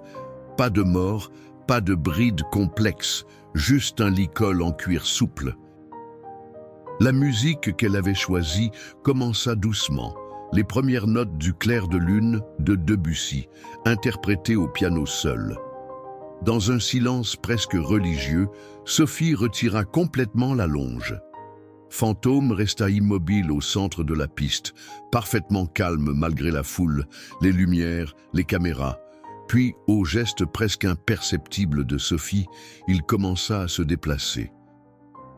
Ce qui suivit n'était pas une démonstration équestre traditionnelle. C était une danse, un dialogue silencieux entre une femme et un cheval qui avaient traversé ensemble les ténèbres et en étaient ressortis plus forts. Fantôme suivait Sophie, s'éloignait, revenait, tournait autour d'elle, répondant au moindre de ses mouvements sans qu'elle ait besoin de le toucher ou même de parler. À un moment, Sophie s'allongea simplement sur le sol de la piste. Fantôme s'approcha, s'agenouilla délicatement près d'elle, un mouvement incroyablement difficile pour un cheval, surtout un avec son histoire médicale, puis se releva lorsqu'elle se remit debout. Cette figure, qui illustrait leur parcours de chute et de renaissance partagée, arracha des hoquets d'admiration. « C'est extraordinaire !» chuchota Isabelle Fournier à ses collègues du jury. « Cette connexion ! Je n'ai jamais rien vu de tel. » La musique atteignit son crescendo final et Sophie guida Fantôme vers le centre de la piste. Dans un dernier geste poignant, elle s'agenouilla devant lui, puis se releva tandis qu'il inclinait la tête, touchant presque son front du sien. Lorsque les dernières notes s'éteignirent, un silence stupéfait régna sur l'assistance. Puis, comme un barrage qui cède, les applaudissements explosèrent, se transformant rapidement en une ovation debout. Des spectateurs essuyaient discrètement des larmes, d'autres criaient des bravos. Même les concurrents, habituellement réservés, applaudissaient avec enthousiasme. Sophie resta un instant immobile, submergée par l'émotion. Puis elle enlaça le cou de Fantôme, enfouissant son visage dans sa crinière blanche, le remerciant silencieusement. En sortant de la piste, elle fut immédiatement entourée par son groupe de soutien. Thomas, Élise, le professeur Mercier, les villageois venus en masse, tous la félicitaient, touchaient Fantôme avec révérence, comme s'il était devenu une sorte d'icône vivante. C'était magique, dit simplement Élise, habituellement si technique, si rationnelle. Sophie n'eut pas le temps de savourer pleinement ce moment. La remise des prix fut annoncée immédiatement après la prestation du dernier concurrent, un étalon autrefois promis à l'abattoir, après une grave blessure au jarret. Les finalistes entrèrent dans le manège sous les applaudissements. Fantôme, bien que visiblement fatigué, portait toujours la tête haute, comme conscient de l'importance du moment. Isabelle Fournier, présidente du jury, prit le micro. Cette première édition de la catégorie Réhabilitation et Renaissance a dépassé toutes nos attentes, commença-t-elle. Vous nous avez montré aujourd'hui que la valeur d'un cheval ne se mesure pas à sa génétique ou à sa conformation, mais à son cœur, à sa volonté et au lien qu'il tisse avec l'humain qui prend soin de lui. Elle marqua une pause, balayant l'assemblée du regard. Avant d'annoncer les résultats, je tiens à partager une décision exceptionnelle prise par notre comité. À partir de l'année prochaine, cette catégorie sera présente dans tous les concours nationaux de la Fédération française d'équitation. De plus, un fonds spécial sera créé pour soutenir les initiatives de réhabilitation équine à travers le pays. Une nouvelle salve d'applaudissements accueillit cette annonce. Sophie sentit ses jambes faiblir sous le poids de cette réalisation. Ce qu'elle avait commencé dans sa modeste ferme allait maintenant devenir un mouvement national. Et maintenant, les résultats, poursuivit Isabelle.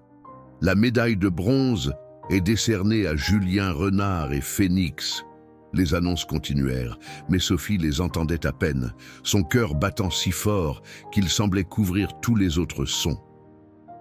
La médaille d'or, annonça finalement Isabelle, un sourire éclatant aux lèvres, est attribuée à Sophie Moreau et Fantôme, pour nous avoir rappelé que la perfection n'est pas dans l'apparence, mais dans la capacité à se relever et à avancer malgré les obstacles. Le monde sembla s'arrêter autour de Sophie alors qu'elle s'avançait pour recevoir la médaille. Fantôme, sentant l'importance du moment, renâcla doucement, comme pour exprimer sa propre fierté. En se tournant vers le public pour saluer, Sophie aperçut dans les gradins un visage familier qui la fit presque trébucher de surprise. Pierre Dubois, le fils d'Henri, héritier désigné du Haras des Falaises, applaudissait vigoureusement, un sourire sincère illuminant son visage habituellement fermé. Leurs regards se croisèrent brièvement. Pierre inclina légèrement la tête, un geste de respect qui valait tous les discours. Dans cette reconnaissance silencieuse, Sophie entrevit un espoir. Peut-être que la prochaine génération serait plus ouverte au changement, plus consciente de ses responsabilités envers ces créatures qui dépendaient entièrement des humains. La cérémonie terminée, Sophie fut assaillie par les journalistes. Les questions fusaient de toutes parts. Allez-vous créer un centre de réhabilitation spécialisé ? Comment réagissez-vous au scandale de dopage touchant le haras des falaises? Qu'envisagez-vous pour l'avenir de vos poulains? Elle répondit avec calme et mesure, évitant soigneusement toute déclaration qui pourrait être interprétée comme une attaque personnelle contre Dubois. Ce haine n'était pas une victoire qu'elle cherchait contre un homme, mais un changement dans tout un système. Plus tard dans la soirée, alors que la foule commençait à se disperser, un organisateur l'approcha discrètement. « Mademoiselle Moreau, quelqu'un souhaiterait vous parler en privé, dans le bureau administratif. » Intriguée, Sophie confia Fantôme à Thomas et suivit l'homme à travers le dédale de couloirs du complexe équestre. Dans un petit bureau aux murs couverts de photos de chevaux et de trophées, elle découvrit Pierre Dubois, assis seul, l'air tendu mais déterminé. « Merci d'être venu, » dit-il en se levant. « Je voulais vous féliciter personnellement. Ce que vous avez fait, c'est remarquable. » Sophie resta sur ses gardes, méfiante malgré la sincérité apparente du jeune homme. « Votre père ne partage pas cet avis, » répondit-elle prudemment. Pierre soupira, passant une main dans ses cheveux. « Mon père appartient à une autre époque, avec d'autres valeurs. Le scandale de dopage d'aujourd'hui n'est que la partie émergée de l'iceberg. » Il hésita. « Je reprends la direction du haras la semaine prochaine. Mon père se retire. » Sophie comprit ce qui n'était pas dit. Le scandale avait probablement été la goutte d'eau qui avait fait déborder le vase. Les sponsors, les partenaires commerciaux, tous allaient prendre leur distance avec le nom Dubois. « Je voudrais que vous veniez au haras, » poursuivit Pierre, comme consultante, pour nous aider à changer les choses. La proposition était si inattendue que Sophie resta momentanément sans voix. « Pourquoi moi? Je suis votre adversaire? » « Plus maintenant, » répondit-il avec un demi-sourire. « Vous êtes l'avenir. Et j'aimerais que le haras des falaises en fasse partie, d'une manière ou d'une autre. » Sophie quitta la rencontre avec plus de questions que de réponses, mais aussi avec un sentiment étrange de victoire complète. Non seulement ces poulains avaient éprouvé leur valeur au monde, mais leur parcours avait peut-être enclenché un changement bien plus profond qu'elle n'aurait osé l'espérer. En rejoignant les box pour préparer le retour à la ferme, elle trouva Fantôme entouré d'une petite foule d'enfants émerveillés qui le caressaient doucement sous la supervision de Thomas. Le poulain, patient et gentil, semblait apprécier cette attention. « Tu es une star maintenant », murmura-t-elle en s'approchant de lui. « Vous tous », car derrière Fantôme, Tempête et Orage portaient fièrement leurs propres médailles, des mentions spéciales que le jury avait tenu à leur décerner pour leur parcours extraordinaire. 1 an plus tôt, ces 3 créatures avaient été abandonnées sur une plage froide, condamnées à mourir loin des regards parce qu'elles ne correspondaient pas à un standard arbitraire de perfection. Aujourd'hui, elles étaient devenues des symboles d'espoir et de résilience, prouvant au monde que chaque vie méritait une chance de briller à sa façon. Et Sophie, qui avait simplement voulu sauver 3 poulains mourants, se retrouvait malgré elle au cœur d'une petite révolution dans le monde équestre français. 2 ans étaient écoulés depuis le triomphe de Saint-Lô. L'ancienne ferme des Moreau était méconnaissable. Les bâtiments, autrefois délabrés, avaient été rénovés et agrandis. De nouveaux paddocks étendaient là où se trouvaient jadis des champs en friche. Une plaque discrète à l'entrée indiquait « Centre de réhabilitation équine Lucette Moreau », un hommage à la grand-mère qui avait transmis à Sophie son amour de la terre et des animaux. Ce matin de printemps, Sophie contemplait son domaine depuis la fenêtre de son bureau, nouvellement aménagé dans l'ancienne grange. Sur son bureau s'empilaient des dossiers, des histoires de chevaux blessés, maltraités ou abandonnés qui attendaient une seconde chance. Des lettres de soutien, des demandes de conseils, des invitations à des conférences. Un ordinateur portable affichait le planning de la semaine. Visite vétérinaire, séance de rééducation, cours pour les étudiants de l'École nationale vétérinaire qui venaient désormais en stage régulier. « Tu es prête ?»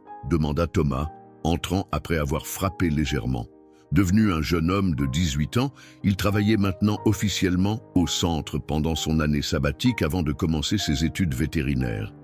« Presque », répondit Sophie en rassemblant quelques documents. « Les journalistes sont déjà là. Ils installent leur matériel près du grand paddock, comme tu l'as demandé. » Sophie sourit. 2 ans plus tôt, l'idée même de participer à un reportage télévisé l'aurait terrifiée. Aujourd'hui, C était devenu presque routinier, un moyen nécessaire de continuer à sensibiliser le public à sa cause. En sortant, ils croisèrent Élise qui supervisait l'arrivée d'un nouveau pensionnaire, un percheron aveugle d'un œil, rescapé d'un accident de la route. Le vétérinaire du haras des Falaises viendra cet après-midi pour examiner sa blessure à l'épaule, informa-t-elle Sophie. Pierre a insisté pour envoyer leur spécialiste en traumatologie. La collaboration entre Sophie et Pierre Dubois avait surpris tout le monde, à commencer par eux-mêmes. Après des débuts hésitants, leur partenariat avait progressivement transformé le haras des Falaises. Sans renoncer à l'excellence qui avait fait sa réputation, l'établissement avait intégré de nouvelles valeurs, éthique de l'élevage, bien-être animal et soutien aux initiatives de réhabilitation comme celle de Sophie. Henri Dubois, retiré dans sa villa du sud de la France, observait ces changements avec un mélange d'amertume et, parfois, lors de moments de lucidité plus grands, une pointe de respect réticent pour ce que Sophie avait accompli. Dans le grand paddock, Fantôme attendait patiemment, sa robe blanche éclatante sous le soleil printanier. À 5 ans maintenant, il était devenu un magnifique étalon, bien que toujours plus petit et moins massif que les standards de sa race. Son anémie, désormais parfaitement contrôlée, ne l'empêchait plus de participer à des compétitions adaptées. Au cours des 2 dernières années, il avait remporté plusieurs médailles dans la catégorie réhabilitation et renaissance, devenue l'une des plus suivies du circuit équestre français. « Bonjour, beau gosse » murmura Sophie en s'approchant de lui. Comme toujours, il inclina la tête pour frotter son front contre son épaule, leur rituel immuable. Non loin de là, dans un paddock adjacent, tempête et orage s'entraînaient sous la supervision d'une jeune fille de 14 ans, Léa, la première des nombreux adolescents que Sophie accueillait désormais pour des stages de découverte de la réhabilitation équine.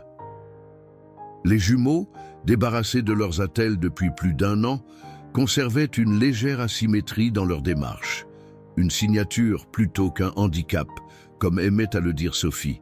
Mademoiselle Moreau, la journaliste de France 3, une femme élégante d'une 40aine d'années, s'approcha avec son équipe.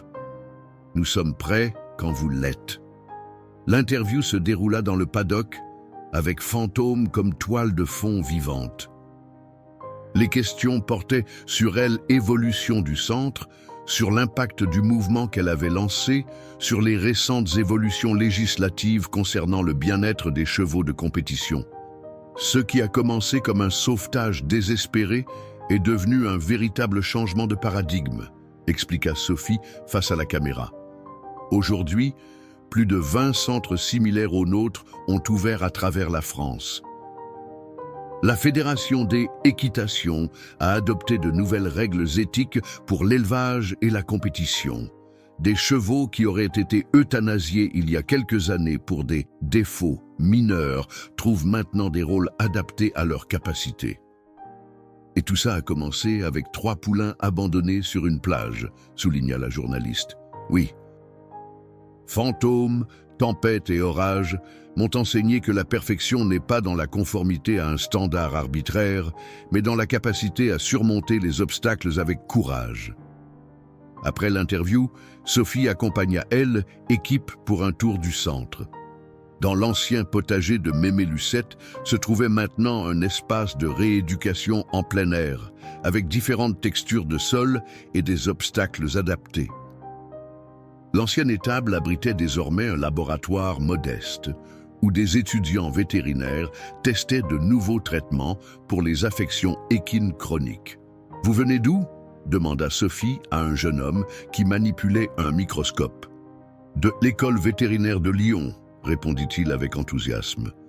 « Votre approche de la réhabilitation équine fait partie de notre cursus maintenant. » Cette information, que son travail était enseigné dans les écoles, toucha Sophie plus profondément que n'importe quelle médaille ou reconnaissance médiatique. En fin d'après-midi, après le départ des journalistes, Pierre Dubois arriva pour leur réunion mensuelle. À 32 ans, il avait transformé l'image du haras des falaises presque aussi radicalement que Sophie avait transformé sa ferme. « J'ai une proposition à te faire », annonça-t-il après qu'ils eurent discuté des affaires courantes. La Fédération internationale des équitations organise un symposium sur éthique de l'élevage à Genève le mois prochain. Ils m'ont demandé d'intervenir, mais je pense que tu serais bien plus légitime. Sophie hésita. Parler devant un public international, cela dépassait largement sa zone de confort. Ce serait l'occasion de porter ton message au niveau mondial, insista Pierre. Des délégations de plus de 40 pays seront présentes. Je vais y réfléchir, promit-elle finalement. Après le départ de Pierre, Sophie décida d'emmener Fantôme pour une promenade, un rituel qu'il partageait chaque fois que son emploi du temps le permettait. Ils suivirent le chemin familier à travers les pommiers vers la plage où tout avait commencé. L'endroit n'avait guère changé, les mêmes falaises majestueuses, les mêmes vagues grises de la Manche écrasant sur les galets. Mais Sophie, elle, était plus la même. La jeune femme désespérée qui luttait seule pour sauver sa ferme avait laissé place à une professionnelle respectée dont le travail influençait tout un secteur. Elle attacha Fantôme à un pommier et s'avança vers la petite crique où elle avait découvert les 3 poulains mourants. La marée était basse, comme ce jour-là. Elle s'assit sur un galet, laissant les souvenirs l'envahir. « Je savais que je te trouverais ici. » Sophie sursauta. Et Claire, son fidèle border collie désormais vieillissant, avait guidé Thomas jusqu'à elle. « Je viens ici parfois quand j'ai besoin de me rappeler pourquoi je fais tout ça, » admit-elle. Thomas s'assit à côté d'elle, contemplant l'horizon marin. « Tu sais ce que Mémé Lucette dirait si elle te voyait aujourd'hui ?» Sophie sourit, imaginant sa grand-mère, robuste et directe. Elle dirait probablement quelque chose comme « Qu'est-ce que tu fais assise à rêvasser ?» « Il y a du travail qui t'attend à la ferme. » Ils rirent ensemble, puis restèrent silencieux un moment, bercés par le bruit des vagues. « Je vais accepter l'invitation de Pierre, » décida soudain Sophie, « pour le symposium de Genève. »« Bonne décision, » approuva Thomas. « Le monde a besoin d'entendre ton histoire. »« Pas la mienne, » corrigea-t-elle, « la leur. » Elle désigna Fantôme qui broutait paisiblement l'herbe marine. C'est leur courage qui a tout changé. Sur le chemin du retour, ils croisèrent un groupe d'enfants accompagnés de moniteurs, la classe thérapeutique hebdomadaire que Sophie avait mise en place pour les jeunes en situation de handicap ou en difficulté. Les enfants s'extasièrent en reconnaissant Fantôme, ce cheval célèbre dont on leur avait tant parlé. « Est-ce qu'on peut le toucher ?» demanda une petite fille timide. « Et bien sûr, » répondit Sophie, en guidant sa main vers l'encolure soyeuse du cheval. Le sourire émerveillé de l'enfant, la douceur de Fantôme, la confiance mutuelle qui émanait de cette simple interaction, tout cela résumait ce que Sophie avait voulu accomplir. Montrer que la valeur d'un être ne se mesurait pas à sa conformité à des normes préétablies, mais à sa capacité à apporter de la joie, du réconfort, de la beauté au monde. Mais tu te souviens de ce que tu m'as dit le jour où nous les avons trouvés ?» demanda Thomas alors qu'ils reprenaient leur route vers le centre. « Que tu ne savais pas dans quoi tu t'engageais ?» Sophie sourit, caressant l'encolure de Fantôme. « Je ne le savais pas, en effet, mais je ne changerais rien, même si je pouvais revenir en arrière. » De retour au centre, l'activité battait son plein malgré l'heure tardive. Un nouveau cheval était arrivé, un trotteur réformé des courses avec une boiterie chronique. L'équipe de soigneurs s'affairait autour de lui, prenant des mesures, établissant un premier diagnostic. « Sophie !» appela Élise depuis le bâtiment principal. « Téléphone pour toi, c'est le ministre de l'Agriculture. » Fantôme hennit doucement, comme pour l'encourager à aller répondre. Sophie lui donna une dernière caresse avant de se diriger vers le bureau. « Va l'impressionner, patron », lança Thomas avec un clin d'œil. Alors qu'elle traversait la cour, Sophie aperçut dans le ciel un vol d'oiseaux migrateurs revenant pour la belle saison. Elle pensa à ces 3 poulains qui, comme ces oiseaux, avaient entrepris un voyage incertain vers une destination inconnue. Ils avaient trouvé bien plus qu'un refuge temporaire. Ils avaient trouvé une maison, une mission, une raison d'être. Et Sophie, qui avait simplement voulu les sauver, avait découvert en chemin sa propre voie, celle d'une femme qui osait défier les conventions, remettre en question l'ordre établi et inspirer les autres à voir la beauté dans l'imperfection. En franchissant le seuil de son bureau, elle jeta un dernier regard vers le paddock où Fantôme, Tempête et Orage étaient maintenant réunis, leurs silhouettes se découpant contre le soleil couchant. 3 rebuts transformés en champions, 3 témoignages vivants que parfois, les dons les plus précieux viennent dans les emballages les plus inattendus. « Allô ?» dit-elle en décrochant le téléphone, prête à porter leur message encore plus loin.